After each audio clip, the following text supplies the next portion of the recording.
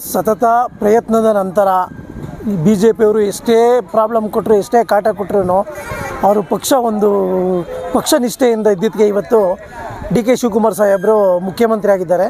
ಇದು ನಮ್ಮೆಲ್ಲರಿಗೂ ಹೆಚ್ಚಿನ ಸಂತೋಷವನ್ನುಂಟು ಮಾಡಿದೆ ಹಾಗೂ ರಾಜ್ಯದ ಜನತೆಗೆ ಅತಿ ಹೆಚ್ಚು ಸಂತೋಷವನ್ನುಂಟು ಮಾಡಿದೆ.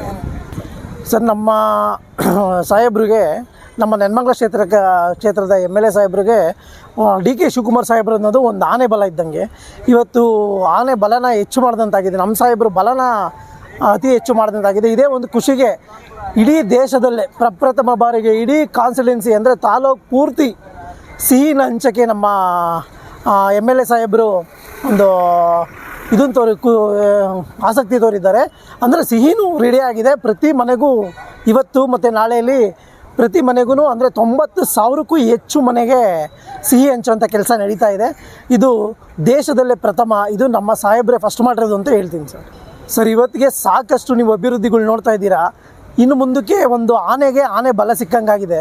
ಅಂದರೆ ಇನ್ನು ಮುಂದಕ್ಕೆ ನಾವು 1 to 2 ಪ್ರಗತಿ ಹೊಂದುತ್ತೆ ನೆಲಮಂಗಲ ಅಂತ ಹೇಳ್ಬಿಟ್ಟು ನಾವು ಕನಸು ಕಾಣ್ಬೋದು ಸರ್. ಪ್ರತಿ ಒಂದು ಹೋಬಳಿಲೂ ಅತಿ ಹೆಚ್ಚು ಜನಸಂಖ್ಯೆ, ಅದರಲ್ಲಿ ನಮ್ಮ ನೆಲಮಂಗಲ ತಾಲೂಕು ತ್ಯಾಮಗೌಡ ಹೋಬಳಿಲಂತೂ ಅತಿ ಹೆಚ್ಚು ಜನಸಂಖ್ಯೆಯಲ್ಲಿ ಒಂದು ಜನಗಳು ಕುಡಿತು ಸರ್.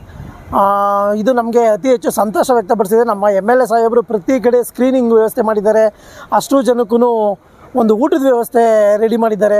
ಈಗ ಪ್ರತಿ ಮನೆಗೂ ಸಿಹಿನೂ ಹಂಚೋಕ್ಕೆ ಒಂದು ಎಲ್ಲನೂ ರೆಡಿ ಮಾಡಿ ನಮ್ಮ ಸಾಹೇಬ್ರಿಗೆ ಒಂದು ಆನೆ ಬಲ ಬಂದಂತಾಗಿದೆ. ಅದು ನಮಗೂ ಒಂದು ಶಕ್ತಿ ತುಂಬಿದಂಗಾಗಿದೆ ನೆಲಮಂಗಲ ತಾಲೂಕಿಗೆ. ಇದಕ್ಕೆ ಈಗೇನು ಅಭಿವೃದ್ಧಿ ಕಾರ್ಯ ಆಗಿದೆ, ಇದಕ್ಕಿಂತ 1 to 2 ಅಭಿವೃದ್ಧಿ ಕಾರ್ಯ ಆಗುತ್ತೆ ಅಂತ ನಾವು ತಿಳ್ಕೊಬೋದು ಸರ್.